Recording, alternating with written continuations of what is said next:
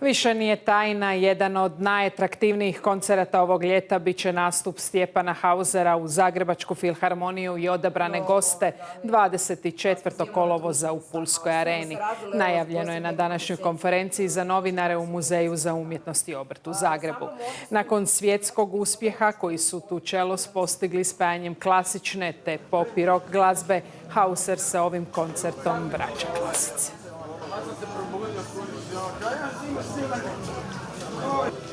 Stjepan Hauser, gost je Vijesti iz kulture. Dobar vam večer, dobrodošli u emisiju.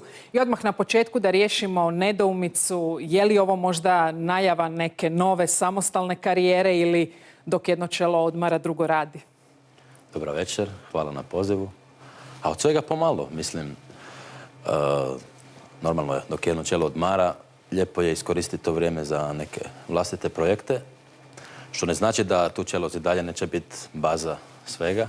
Mislim da je čak dobro za Tučelos da se oboje ostvarujemo i na nekim samostalnim poljima, ali nikad ne zna što se može pretvoriti u neku jednog dana. Može postati navika svirati ovako lijepe arene diljem svijeta kao solist, zašto ne? Prošle godine u srpnju svirali ste zadnji puta, dakle, Tučelos u Zagrebačku filharmoniju u Pulskoj areni. Dakle, vraćate se ovo ljeto, ali s prijateljima, uglednim glazbenicima. Tko su oni i zapravo s kim ćete svirati? Pa evo, kao što vidite na slici, pretežito dominiraju dame, što nije loše, mislim. Osim što su vrsne glazbenice i ugodne su oku, i tu je naš sjajni Petrit. Tako da poimenično najavim Caroline Campbell, violinistica, Lola Stanova, pijanistica, Ksenija Sidorova, harmonika, ali ne ona kakvu su ljudi navikli čuti u ovim krajima, nego to je jedna ipak druga razina, i Petrit Čeku na gitari, tako da smo obuhvatili gotovo cijeli dijapazon, svi mogući instrumenti, bit će jako zanimljivo, šaroliko. Prije 7 godina, evo, sa Lukom ste zapravo osnovali Tučelos. To je vaš početak. Pa evo prigode da nam kažete zapravo koje stilove najviše volite i zapravo koji su vam skladatelji favoriti. Da, moram reći da mi se ostvario dječački san. Ja sam još kao mali klinac vizualizirao kako bi klasičnu glazbu trebalo približiti masama, tisućama ljudi i Pulska arena. Vizualizirao sam zapravo sve to skupa kao klinac i evo, ne mogu vjerovati da se to ostvarilo, jer klasika je nešto zbilja iz čega sam izniknuo, mogli bismo reći, i uvijek to je kao da se vraćam doma na neki način.